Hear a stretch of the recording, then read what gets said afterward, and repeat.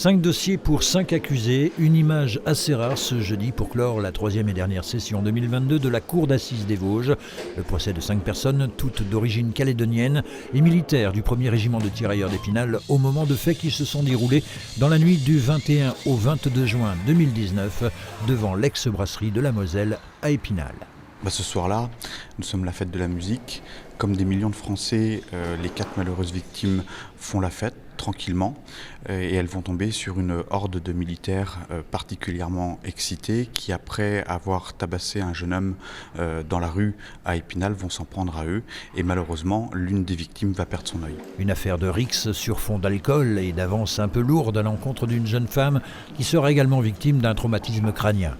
Le procès va s'étaler sur 7 jours. Les accusés ont été laissés libres sous contrôle judiciaire pour 4 d'entre eux et détenus pour le 5e. Les faits sont reconnus, absolument, ils sont regrettés.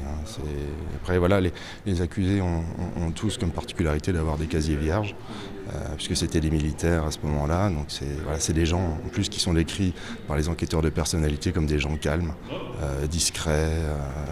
Voilà, donc c'est assez surprenant de les retrouver devant la cour d'assises pour leur premier procès finalement. C'est une histoire de vie et puis une sanction qui arrivera, sachant que la détention est déjà passée par là, qu'il y a déjà eu des conséquences importantes, que l'armée a pris également des sanctions. Ils ont tout simplement été évincés de l'armée sans solde, enfin de manière définitive, avec évidemment une impossibilité de réintégrer les rangs de cette armée qui pourtant qui était pour eux très très important. Les principaux chefs d'accusation retenus sont des violences en réunion ayant entraîné une mutilation ou une infirmité permanente. La peine maximale encourue est de 15 ans de réclusion. Verdict le 16 décembre prochain.